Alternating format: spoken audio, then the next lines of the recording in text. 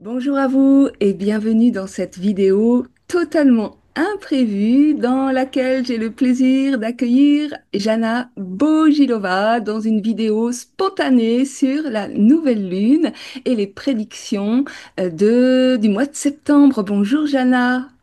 Bonjour Marie, bonjour à tous. Alors, on vient de se dire, bon, allez, on a un petit créneau devant, là, on va faire cette vidéo. J'adore cette spontanéité de ce moment présent. Voilà, on saisit le moment, on saute dedans à pieds joints, on piétine comme des enfants, parce que alors là, je suis littéralement comme une petite fille. Et je trouve que ça illustre tellement bien cette nouvelle lune en Lion avec voilà, cette mise en scène. Spontané, voilà, on y va, on fonce. Et moi, vraiment, je suis comme une enfant là. Je suis vraiment tellement contente de te recevoir avec ton logiciel magique Mm. 3D qui permet de voir aussi les planètes invisibles. Voilà, donc, bah, écoute, je vais arrêter de trépigner. Je te donne la parole, Jana.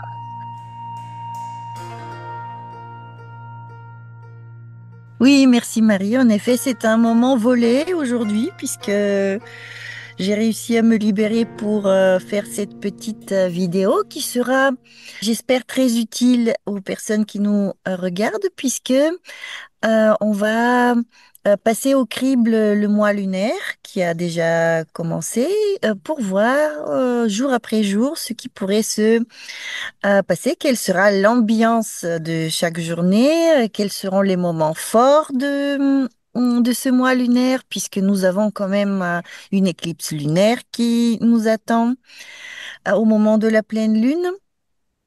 Et voilà, nous allons décrypter un petit peu les messages des étoiles, si nous y arrivons, si Dieu le veut, comme on dit, si nous sommes inspirés par la force supérieure. Puisse-t-elle nous guider? Merci Jana. Et puis bon, je rappelle que j'avais déjà fait une vidéo avec Jordan Matelin, avec qui on avait fait vraiment un échange de pratiques, parce que lui, il est praticien en astrologie védique. Et donc, par l'intermédiaire de nos deux pratiques, on avait fait un super échange, très riche d'ailleurs en informations multiples, qui a largement dépassé la simple astrologie. D'ailleurs, Jana, je crois bien que tu vas entreprendre une collaboration, enfin très probablement une collaboration avec Jordan, puisque l'astrologie védique et occidentale ben, tissent des ponts entre elles, elles sont très complémentaires et nous aurons peut-être la joie d'accueillir Jordan dans la prochaine session de formation pour le deuxième niveau.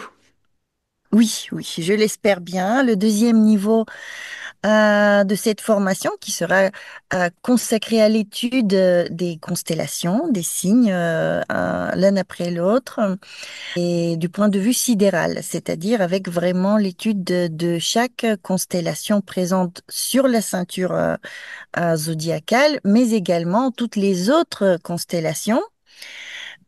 Toutes les constellations de la sphère céleste, c'est-à-dire nous allons étudier la carte du ciel en 3D.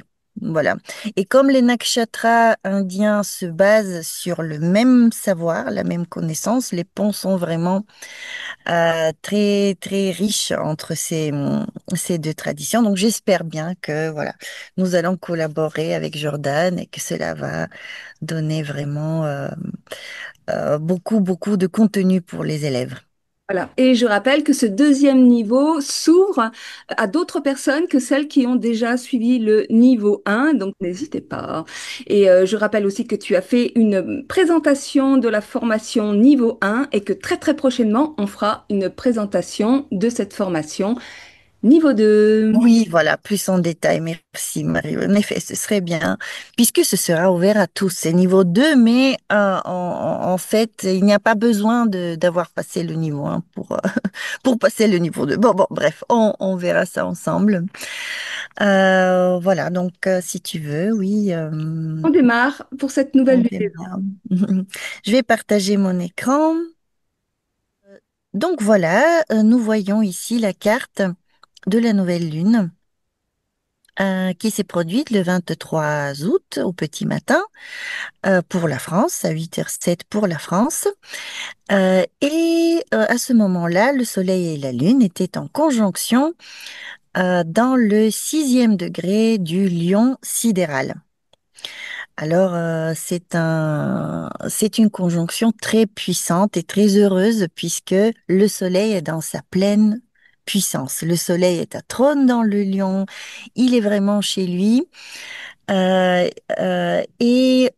que tout ce que le Soleil représente va vraiment se déployer et s'exprimer de sa pleine force pendant ce mois lunaire. Le soleil est en lien avec la conscience, avec le lien que nous avons avec l'esprit, l'esprit impérissable, la part impérissable de l'être, contrairement à la lune qui représente plutôt la partie périssable de notre âme. Le soleil, lui, nous oriente vraiment vers le créateur et vers la source de lumière, la source de la vie, la source de la lumière, la source de la créativité par conséquent. Dans ce sens, quand le soleil est aussi puissant pendant une certaine période, nous sommes inspirés par des forces véritablement lumineuses, créatrices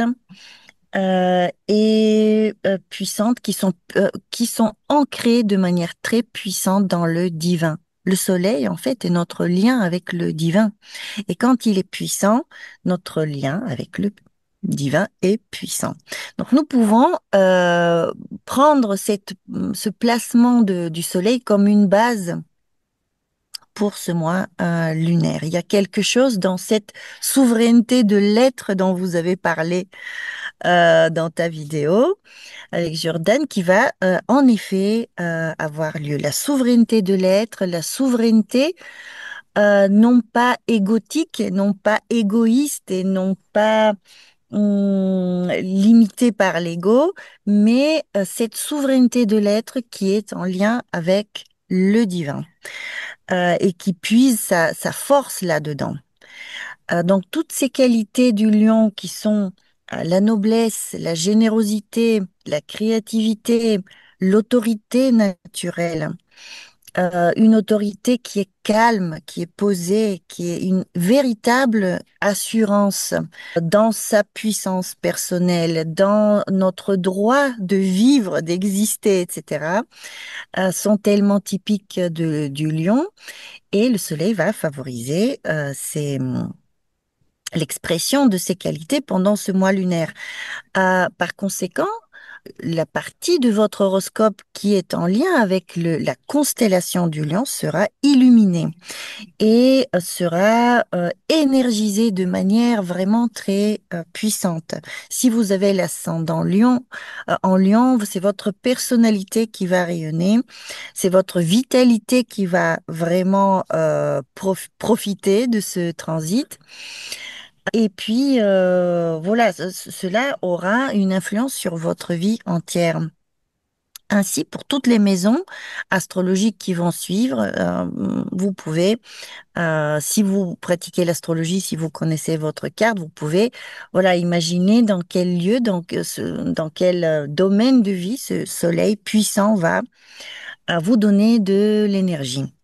Oui, Non, super, Jana. J'étais en train de penser que moi, je l'avais en maison 2, ce lion, et que j'étais en train donc d'imaginer tout ce que ça allait booster, que ça commençait d'ailleurs à booster, hein, je le sens bien.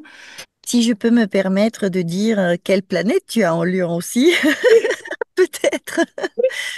Tu as Mercure dans le Lion et Mercure est en lien avec l'écriture, Ouais, ouais, la ouais. communication et je pense que tu es dans un processus d'écriture, de Ah bah ouais. créativité par ce biais. Donc voilà, profites-en. Oui, on est parlé justement dans la vidéo que j'ai faite avec Jordan et en fait j'ai basculé vraiment dans l'écriture là il y a quelques jours, une écriture très créative là et Voilà. je suis contente et puis en plus de ça c'est vrai que Mercure est dans le Lion et aussi c'est le maître de mon année en profection, mon maître profecté hein, pour cette année qui vient, pour mon anniversaire là bientôt. Voilà.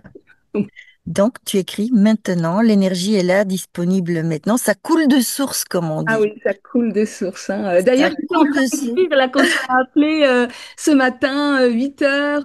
Ouais, j'ai un créneau.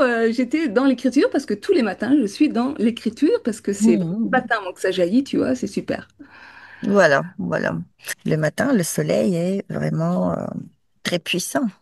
Donc, voilà, profite de ces moments-là pour écrire avec inspiration et envergure.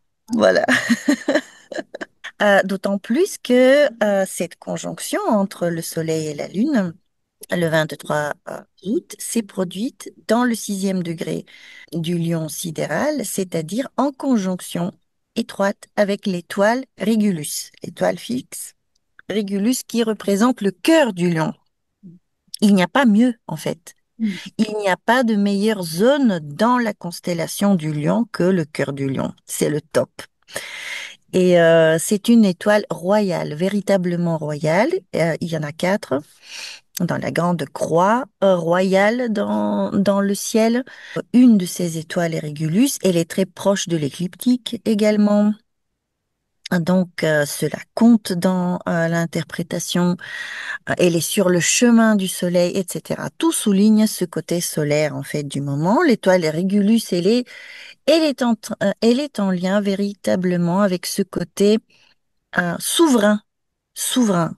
La souveraineté, le côté leader aussi de la personnalité dont nous sommes capables, Mm. chacun de nous. Donc voilà, ça booste ce mois lunaire booste cette assurance et cette créativité personnelle énormément. Alors, en même temps, le moment de la nouvelle lune, nous le savons maintenant, ce n'est pas un moment de conscience. C'est-à-dire que à ce moment-là est plantée une graine. Cette graine est plantée quelque part dans notre inconscient. Nous ne sommes pas capables d'agir en tenant compte de cette influence. Nous sommes encore en pure réceptivité au moment de la nouvelle lune. Il nous faut attendre le premier croissant lunaire pour pouvoir émettre des vœux ou quelque chose d'articulé par rapport à ces énergies-là ou encore d'agir au niveau de ces énergies, de ce nouveau programme qui nous est donné. Donc ici, nous avons le thème de la lunaison, le sens profond qui est encodé quelque part dans les strates de l'univers pour le mois à venir. Et cette graine-là, elle est assez bien configurée.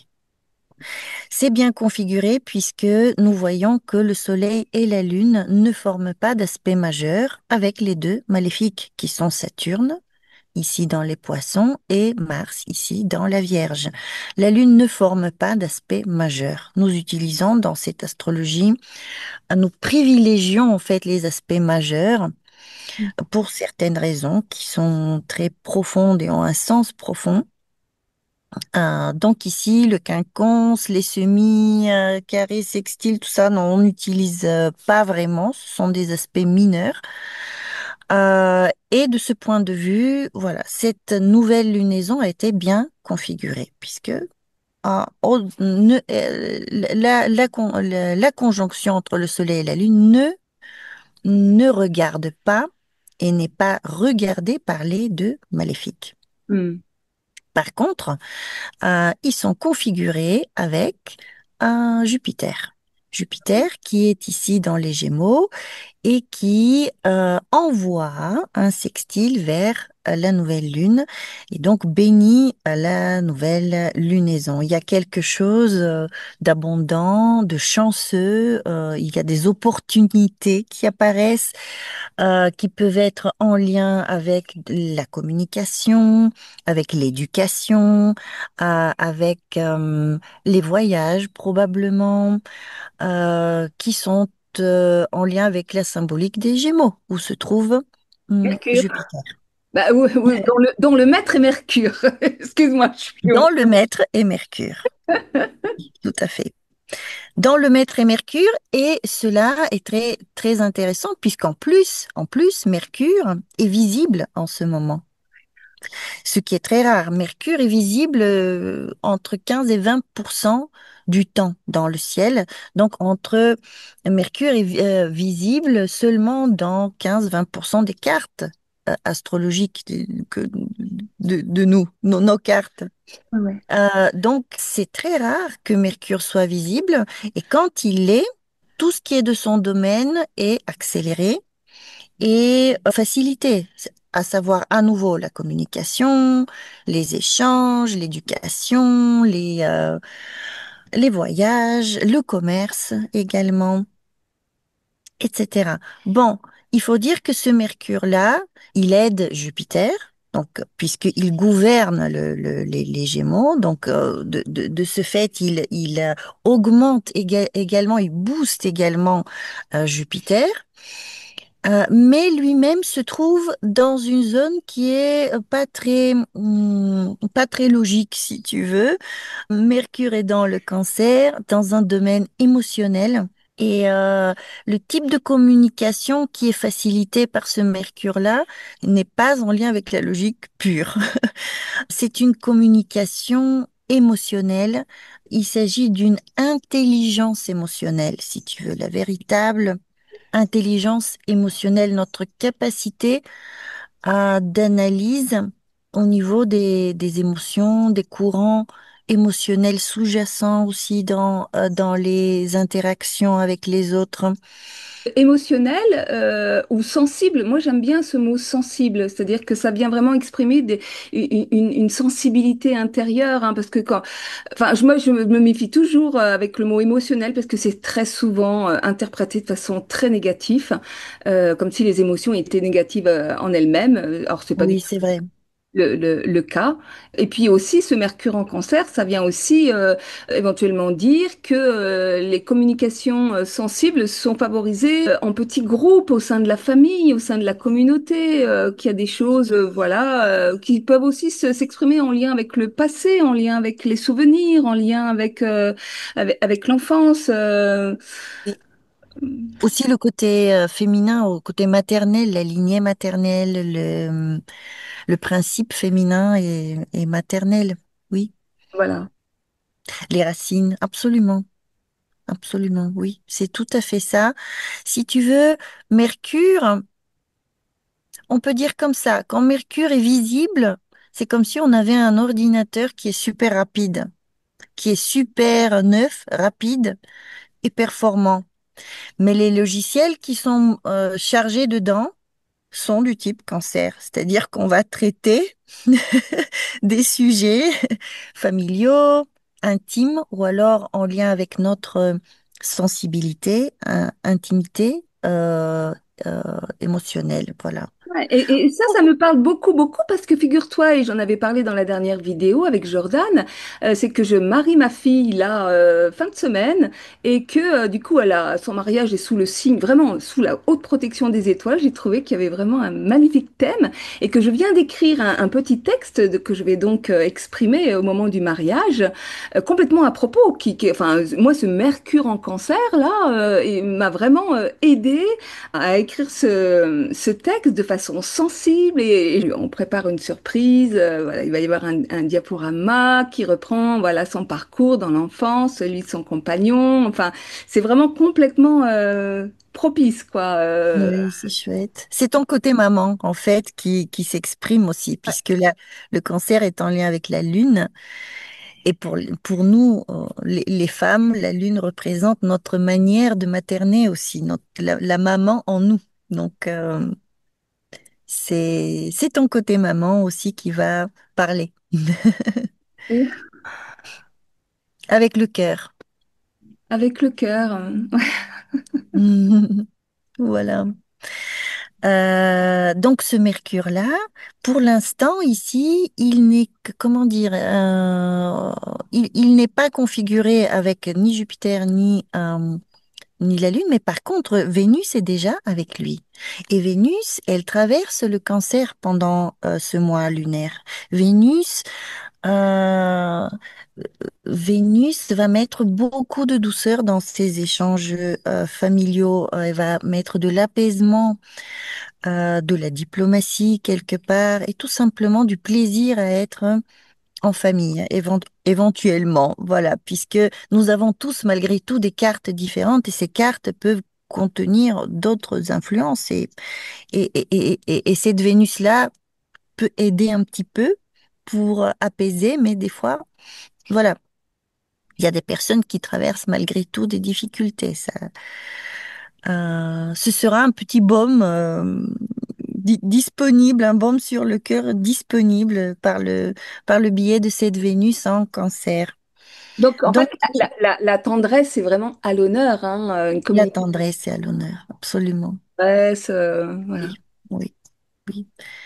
Vénus et Mercure ensemble dans le Cancer vont donner, oui, de la tendresse, absolument. Et une communication qui est aussi assez douce et comment dire, une communication clémente. C'est-à-dire que même s'il y a des conflits, peut-être que il y aura le désir de s'exprimer avec douceur, d'épargner à l'autre le carnage des mots qui peut être présent très souvent à d'autres moments.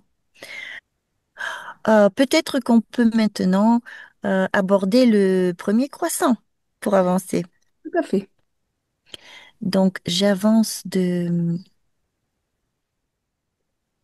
Donc voilà, nous sommes maintenant ici face à la carte du premier croissant lunaire, c'est-à-dire le moment où la Lune devient visible à l'œil nu immédiatement après le coucher du Soleil du 25 août et où on peut l'apercevoir dans la constellation de la Vierge sidérale, un petit peu au-dessus de l'horizon ouest. Donc, à ce moment-là, nous pouvons déjà entamer notre mois lunaire de manière plus consciente. La lumière du soleil arrive vers nous, reflétée par la lune pour la première fois, et nous pouvons agir de manière plus consciente. Donc, tout ce qui est arrivé le 25 août est voué à un développement. Et de toute façon, tout ce qui va arriver d'ici la pleine lune sera un facteur de croissance, aura une vie devant soi, Mm. puisque la lune grandit. Et cette lune-là, elle apparaît au tout début de la Vierge, donc dans la tête de la Vierge, ce qui est un des meilleurs secteurs de la Vierge, puisque la Vierge est gouvernée par Mercure, qui est en lien avec le monde mental et avec la pureté de ce monde mental. Cet archétype-là est encodé dans l'anatomie même de cette constellation, dans l'apparence même de la Vierge. Déjà, c'est un être humain. La Vierge représente une figure humaine qui est d'une nature supérieure quelque part par rapport aux autres constellations qui ont une forme animale des fois ou d'objets, etc., ou mixte, hybride.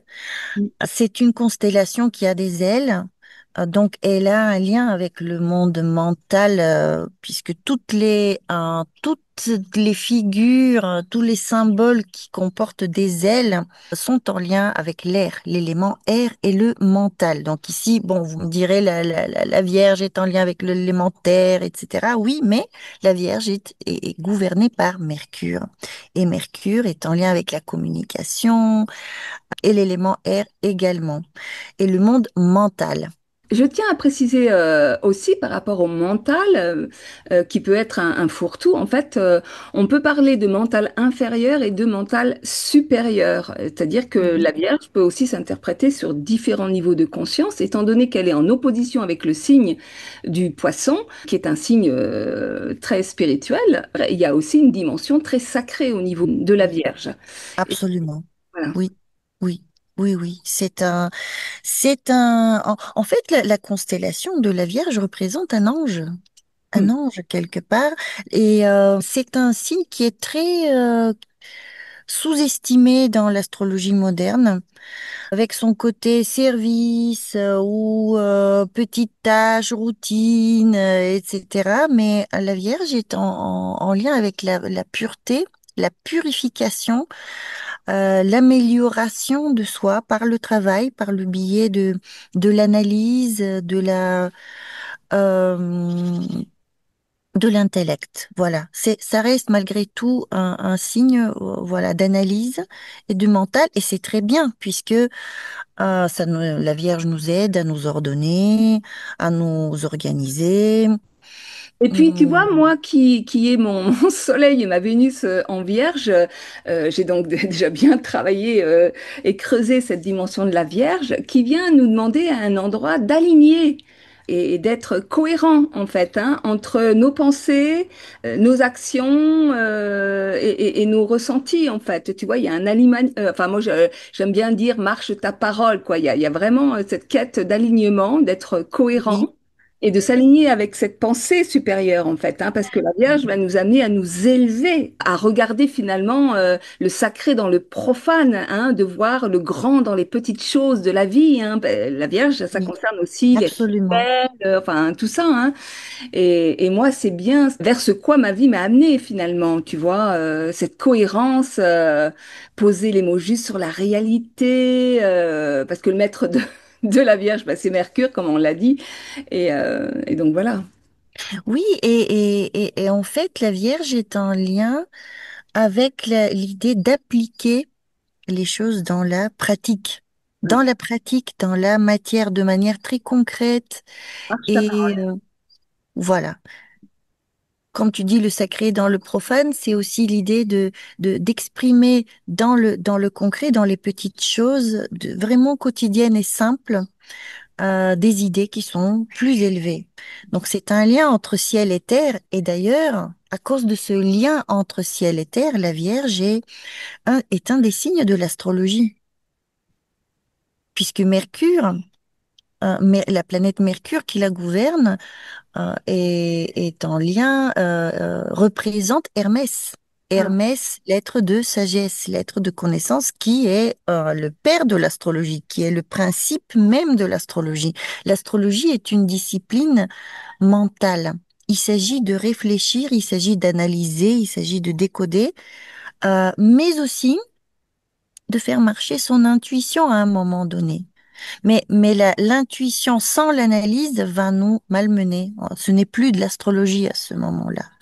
S'il y a que de l'intuition, que de l'onirique, que des ressentis et que de cela, on est plutôt dans quelque chose qui serait en lien avec le tarot, par exemple. Là, on va plus vers les significations de la lune. mm, Mais ce qui est très intéressant ici, justement, dans cette carte, c'est que la lune qui est dans la Vierge et qui est gouvernée par Mercure est en sextile avec Mercure. mm, Mais Mercure lui-même est dans le signe gouverné par la Lune. Et nous avons une réception mutuelle entre Mercure et la Lune qui gouvernent mutuellement leurs signes dans lesquels ils se trouvent. Et de cette façon, ils forment un échange qui est vraiment très heureux, très positif, très vertueux quelque part. C'est-à-dire que nous avons ici l'intellect et l'intuition, l'analyse et l'émotion qui sont dans un équilibre et dans une harmonie qui est productive et qui est très, très propice pour le travail astrologique, tarot, mais même pour toute créativité, écriture, puisque dans l'écriture, ici, nous avons et la logique et construction des phrases, etc. Mais également, nous avons l'imagination qui nous vient par la lune, la sensibilité et le cœur qui nourrissent les propos. Donc, c'est très propice, pour l'écriture. En même temps, voilà, la Lune est ici avec Mars dans la Vierge. Cela veut dire qu'une énergie considérable peut être aussi déployée dans ces efforts de communication, d'écriture, etc. Mars participe maintenant à des configurations plus compliquées, plus difficiles, plus compliquées, notamment il est encore en opposition avec Saturne par signe. Cette opposition entre Mars et Saturne se défait, elle est en train de se défaire, mais malgré tout, elle est encore présente dans le ciel et certains conflits certaines tensions fortes peuvent être malgré tout présentes dans notre vie et être réveillées par ce premier croissant. Euh, la Lune pourrait nous mettre aussi en lien avec des problématiques plus profondes qu'on peut analyser grâce à cet échange avec Mercure, qui est visible, il reste toujours visible et propice. Nous pouvons Alors, nous servir, oui? oui, comme on voit là que Mars, en fait, il apparaît en gris avec une grosse croix, donc en fait, on voit qu'il est invisible. Est-ce que Mhm. le fait qu'il soit invisible le rend un peu moins puissant ou est-ce que il va agir de façon plus invisible, justement, plus cachée? Les deux, c'est-à-dire que à la fois une planète invisible est perturbée dans son expression, elle ne va pas s'exprimer de la manière normale. Et pour Mars, ce qui est normal, c'est de foncer. Au mieux, c'est de foncer, de faire sa place. Au pire, c'est d'être agressif, destructeur et guerrier. Mais quand il est invisible, cela ne veut pas dire qu'il disparaît. Cela veut dire que son activité est soit secrète, comme tu dis, invisible. C'est notamment le fait des, par exemple, des crimes de guerre ou de certaines choses qui peuvent se passer à l'insu de comment dire, de la conscience de masse. Notamment, je donne toujours cet exemple, c'est que l'Holocauste de la Deuxième Guerre mondiale a été effectué pendant un Mars invisible. Hmm. Donc, et personne ne savait en fait ce qui se passait. Très peu de personnes savaient ce qui se passait. Donc, vous voyez, cela ne veut pas dire que l'agressivité disparaît. Tout simplement, elle peut rester secrète, invisible, ou alors elle se manifeste d'une manière détournée. Soit il y a une manque d'assurance, un manque d'énergie pour faire sa place. Il peut y avoir un peu de paresse même des fois, manque d'énergie tout simplement, manque d'initiative avec un Mars invisible, un sentiment d'impuissance aussi face à une agressivité extérieure qui peut être, par exemple, ce qui se passe à Gaza en ce moment peut nous donner l'impression que nous sommes impuissants, tout le monde est impuissant, il y a une grande injustice qui est commise, personne ne peut rien faire, ne fait rien. Un sentiment d'injustice qui est suivi par des éclats de colère ou des essais de rétablir l'ordre qui sont comme des pétages de plomb et ce n'est pas à ce moment-là, ce n'est pas une colère qui est maîtrisée, dirigée, etc. Donc il y a toute cette réflexion sur Mars qui est plus complexe. Il faut dire que Mars ici, il arrive à la fin de son cycle, il se rapproche du Soleil, donc il n'est pas très virulent. Il n'est pas très virulent. Il peut être invisible aussi de l'autre côté du soleil. Et là, c'est différent. Là, c'est peut-être les pétages de plomb qui peuvent prendre le dessus. Ici, probablement une résignation, un sentiment de manque de puissance, etc. Et en même temps, Éventuellement. le fait qu'il soit en vierge, je parlais de d'être dans une action peut-être plus déjà très concrète, hein, et précise. Ça nous demande peut-être d'aller dans une sorte de précision aussi. Tout à fait. Un placement qui est très technique. Mars, il est en lien avec la mécanique. Mm. Mars donne des mécanos, des mécaniciens qui réparent les voitures, par exemple, ou les ordinateurs. Le fait de réparer quelque chose est sous Mars. C'est le significateur de la réparation. Toute la mécanique est sous Mars. Donc, ici, réparer un ordinateur, par exemple, ou euh,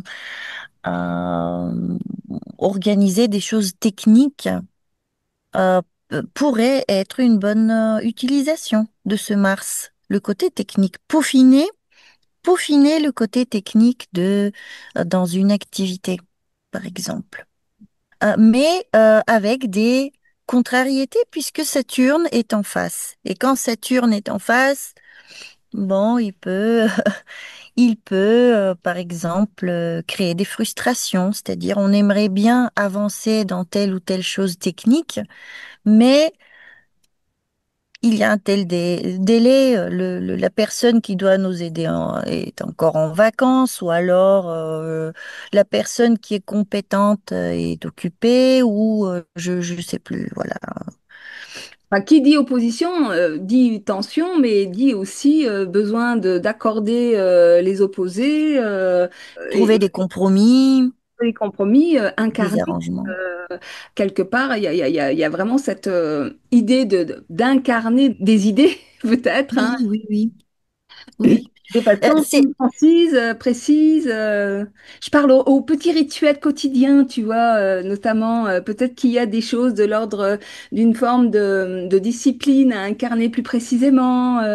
bon, oui, discipline, c'est un mot très approprié, tout à fait. La patience aussi doit être travaillée pendant les oppositions Saturne-Mars, tous les effets, tous les échanges entre Saturne et Mars, la persévérance et la patience, parce qu'ici, quand il y a une opposition, il peut y avoir de la frustration. Ouais, Mars peut ne pas pouvoir faire ce qu'il a envie de faire, il se sent contrarié, donc il y a de la frustration. Et ici, oui, Saturne ralentit et dit, voilà, je vais t'apprendre la patience. ouais, ouais. Tu Et c'est là où il ralentis. s'agit aussi de lâcher son mental intérieur, hein, celui qui trépigne et qui veut faire les choses à sa manière, le contrôle, et qui peut être Mhm. l'aspect un peu plus difficile de la Vierge parfois, hein, quand elle agit uniquement au niveau du mental inférieur, pour passer justement dans ce mental supérieur où à un moment donné, Oui, je suis au service de plus grand que moi, de quelque chose oui, là, tout à de plus fait. grand que moi.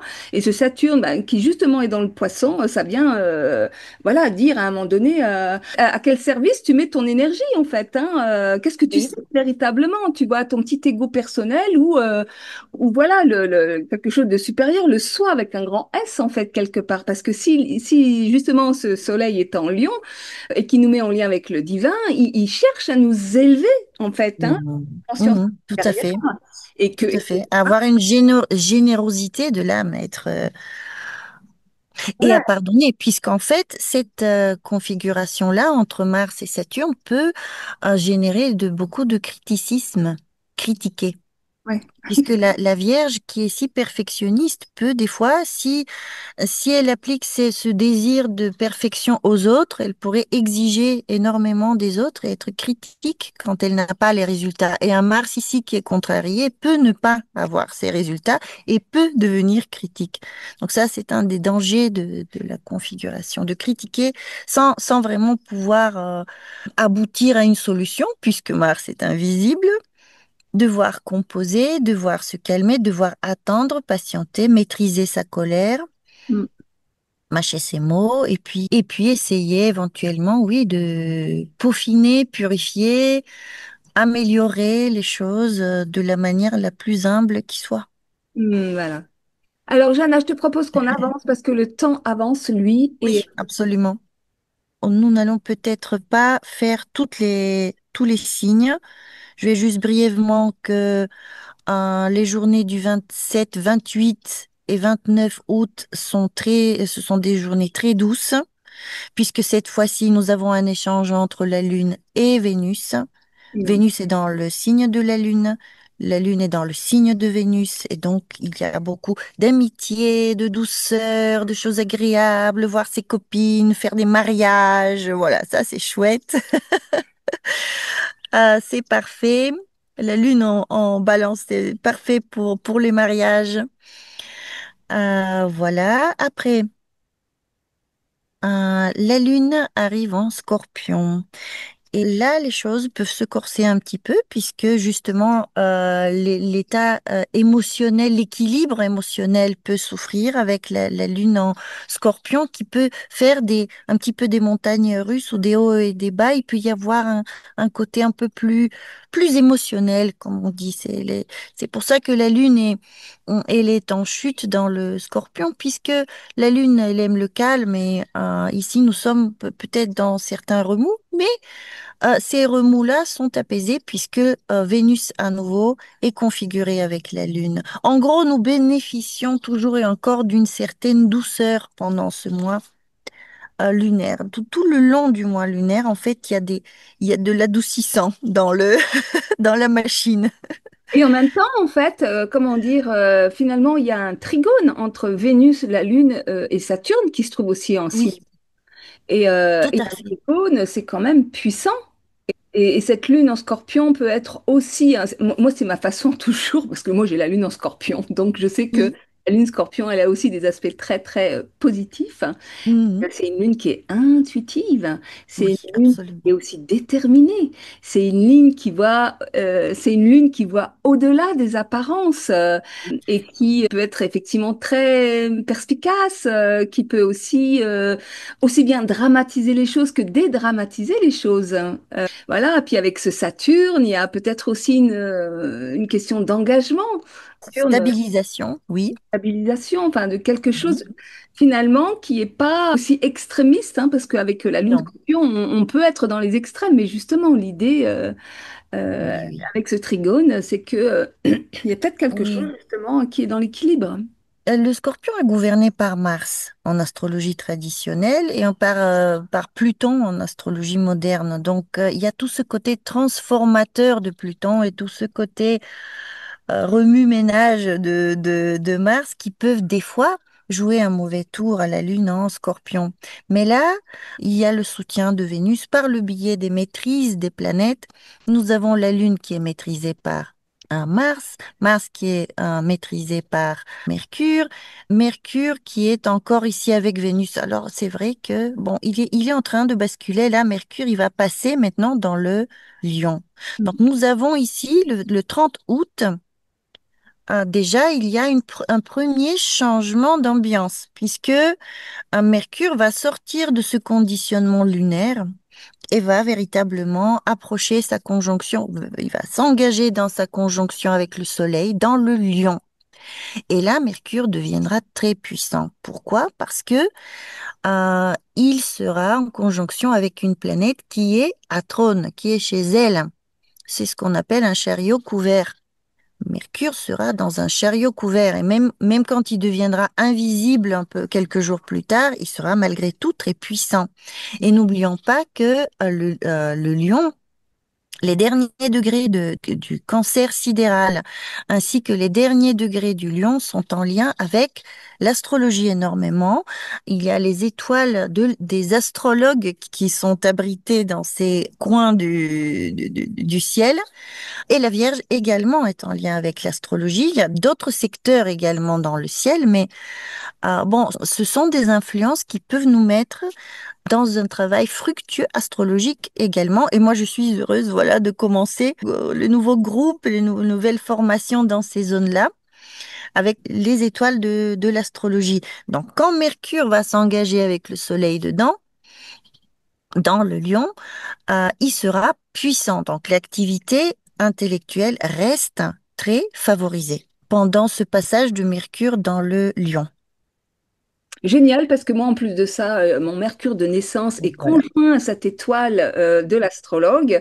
Et donc, avec cette configuration-là, puisque je l'ai déjà annoncé, mais je reprends mes conversations, mon travail, ben, chouette, quoi, la configuration. Oui, oui, oui, Super, ça hein. continue, c'est super.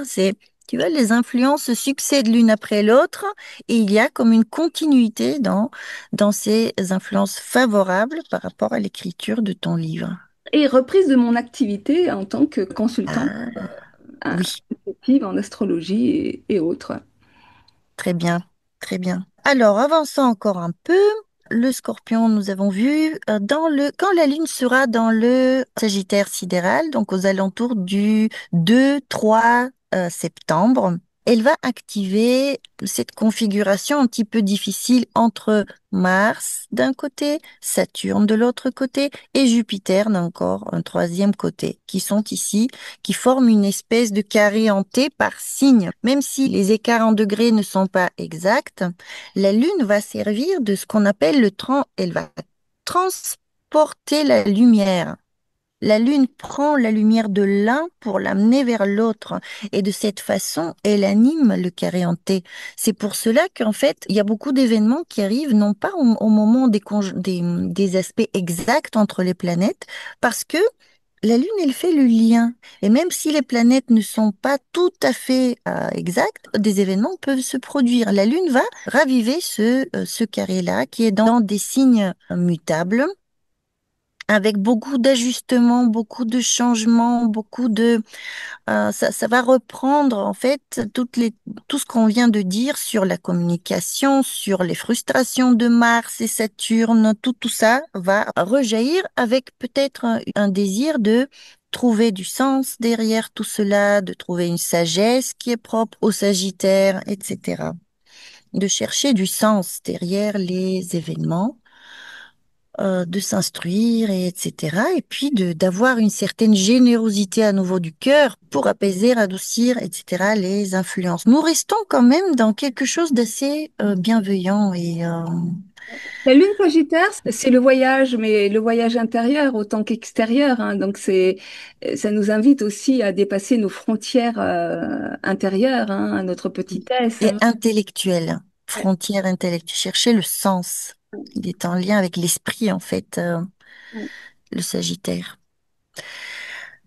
Ok, j'avance encore un peu. Donc, les journées du 4, 5, surtout le 4 septembre, on est là. La Lune est avec Pluton. Ce sont toujours des moments un petit peu compliqués. Quand la Lune est avec Pluton déjà dans le Capricorne, elle est en exil. Et en plus, elle est là avec Pluton. Il y a toujours quelque chose de transformateur qui va émerger de nous, de notre inconscient. Et il peut y avoir un coup de déprime, il peut y avoir une morosité, il peut y avoir aussi comment dire, des interactions qui ne sont plus aussi tranquilles, paisibles et aimables, puisque est en face cette fois-ci. Il faut des compromis. Des compromis doivent être faits dans nos interactions, amitié, en amour, relations, etc. Il peut y avoir, voilà, un petit moment compliqué le 4 septembre. Euh, J'avance puisque nous allons arriver le 7 septembre à la pleine lune qui sera une éclipse lunaire. Hmm. Une éclipse lunaire. Ah, pardon, nous sommes ici le 6 encore. Voilà, là nous sommes le 7. Nous sommes dans une éclipse lunaire qui, heureusement, est une éclipse très apaisée. Pourquoi? Parce que la Lune est détournée des maléfiques. Une fois de plus, la- la nouvelle Lune était détournée des maléfiques, Saturne et Mars, et maintenant la pleine Lune, qui est une éclipse lunaire, également est détournée des maléfique. Saturne est à côté et la Lune ne forme pas d'aspect avec lui, ni avec Mars, qui est ici en quinconce, mais le quinconce ne compte pas pour aspect majeur. Donc, de cette façon, cette éclipse lunaire ne va pas drainer par ce tunnel d'ombre qu'elle crée, en fait, les énergies négatives éventuelles de des deux maléfiques. Par contre, elle est configurée avec Jupiter, qui est en trigone avec elle, et Vénus se trouve dans le signe de la Lune, qui est le Cancer. Donc, les deux bénéfiques, par contre, soutiennent cette pleine Lune, et elle va se produire dans les eaux sacrées du Verseau. Vous voyez qu'ici, le Verseau déverse la jarre de la connaissance, la jarre de la sagesse céleste, cosmique, qui est en lien avec le dieu Enki dans la mythologie de la Mésopotamie.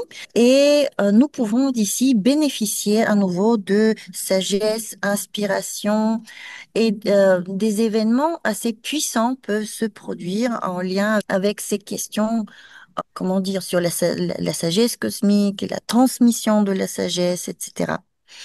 Alors, Puisque, oui, juste pour rappeler, pour ceux qui ne le sauraient pas, ce qu'est une éclipse lunaire, c'est lorsque la Lune se retrouve finalement au moment de la pleine Lune en conjonction avec un nœud lunaire. oui, oui, le nœud lunaire est à côté. Et puis, en fait, la Lune est éclipsée par l'ombre de la Terre.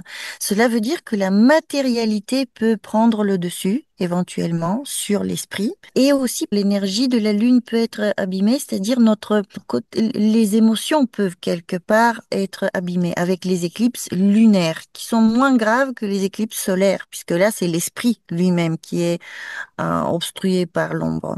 Ici, c'est plutôt le côté inférieur de l'âme, le côté périssable, le côté plus corporel, avec la lune de la vie qui souffre. Mais voilà, ce n'est pas une éclipse qui est très méchante. Voilà, ça, au contraire, elle peut donner certains événements juste d'envergure ou karmique, ou si vous avez des planètes ici, tout simplement, elle va déclencher des événements importants et sur lesquels on n'a pas de contrôle. Par contre, les éclipses ne sont pas un moment où nous avons un contrôle. Ça arrive et non, voilà. Ce ne sont pas des moments du libre arbitre. Voilà, les éclipses. Le 8 septembre, la Lune est avec Saturne et Neptune dans les Poissons. Je pense que voilà, ce sont des moments un peu difficiles des fois, d'autant plus que Saturne est rétrograde en ce moment. Et donc certaines difficultés, certaines peurs, certains processus dégradants qui détériorent notre vie, qui détruisent, qui bloquent notre vie en ce moment, des thématiques qui sont difficiles et compliquées peuvent revenir à la surface et nous causer un petit coup de déprime. La Lune avec Saturne peut créer cette ambiance un peu morose. Par contre, c'est excellent pour travailler. C'est un bon moment pour faire des efforts, travailler, remplir ses obligations, ses responsabilités. Et voilà. Ce n'est pas un moment où il faut écouter l'émotion, j'ai envie de ceci, j'ai envie de cela. C'est le moment de la discipline et de faire ce qu'on a à faire, peu importe ce qu'on ressent. En gros, ça, Lune, Saturne. Donc, bonne journée pour. C'est pas le bon. Par exemple, c'est pas un bon moment pour une fête, pour un rendez-vous amoureux, pour un. C'est un bon moment pour travailler, en gros. Voilà. Même si nous bénéficions toujours et encore de ce beau trigone par signe entre Vénus et Saturne et du coup la Lune, puisque je vous dis, il y a de l'adoucissant pendant tout le mois. Par contre, aux alentours du 9 et 10 septembre, la Lune est face à Mars. La Lune se met face à Mars et va accomplir cette opposition exacte avec Mars. Et je sais que beaucoup de personnes s'intéressent à la journée du 10 à cause de la grève qui est organisé en France avec l'idée de ne pas tirer de l'argent, de ne pas n'effectuer aucune transaction commerciale, etc. Alors, il faut savoir que cette journée, avec la lune qui représente l'émotion collective, il y a ce sentiment de colère parce que la lune est face à un Mars, mais ce Mars, comme on vient de dire, il est invisible. Il y a comme un sentiment d'impuissance malgré tout dans cette histoire. Et puis, le fait que Mars se trouve dans la Vierge, que la Vierge est gouvernée par Mercure et que Mercure maintenant est complètement englouti par le Soleil, veut dire que la communication aux alentours de ces événements-là sera assujettie au pouvoir, puisque le soleil représente le pouvoir dans les cartes mondaines. Et quelque part, vous voyez qu'ici, Mercure, il est sous le soleil, en fait. Il est complètement assujetti. Donc, bon, moi, je ne suis pas très optimiste par rapport à cette journée-là, mis à part ce sentiment de colère, mais doublé d'impuissance, de sentiment d'impuissance. Malheureusement, je vois pas beaucoup de résultats. Il va falloir patienter, trouver un autre moment pour exprimer des choses de manière plus constructive. Là, tout simplement, ça n'aboutit pas à grand-chose, surtout si on veut contrarier le pouvoir. Le pouvoir, c'est le soleil dans les cartes mondaines et voilà. Il est à trône, hyper puissant, avec Mercure sous son aile. Voilà. Ça, c'est la journée du 10. Donc, la lune en bélier peut créer cette impulsivité, ces colères brusques, etc. Il peut y avoir certains incidents aussi à ce moment-là. Il peut y avoir des disputes, il peut y avoir des contrariétés, des confrontations, de la critique. Ça peut créer euh, différents conflits. C'est conflictuel. Collectivement et aussi personnellement éventuellement, puisque la Lune est en face ici de Mercure. Voilà, là, elle est en bélier, elle a dépassé l'opposition, mais en fait, durant la journée, elle va faire ce mouvement-là, elle va être opposée à un moment donné avec Mars, de manière exacte. Après, nous sommes déjà en lune décroissante ici, donc nous sommes dans un moment plutôt d'intégration de ce qui a été démarré. Pendant la nouvelle lune, ici, elle est avec Uranus, avec un désir de se libérer des contraintes, avec des possibilités pour l'astrologie, par exemple, avec des considérations matérielles au niveau de l'argent, etc. Et puis, il faut voir que après, je vais avancer encore un peu. À partir du 15 septembre, quand la Lune est avec Jupiter ici, c'est une journée très positive, une journée positive pour les communications notamment, tout ce qu'on a énuméré pour un Jupiter en Gémeaux. À ce jour-là, également, Vénus passe dans le signe du Lion, Mm. mais aussi Mercure passe dans le signe de la Vierge. Mm. Et aussi Mars passe dans le signe de la Balance. Mm.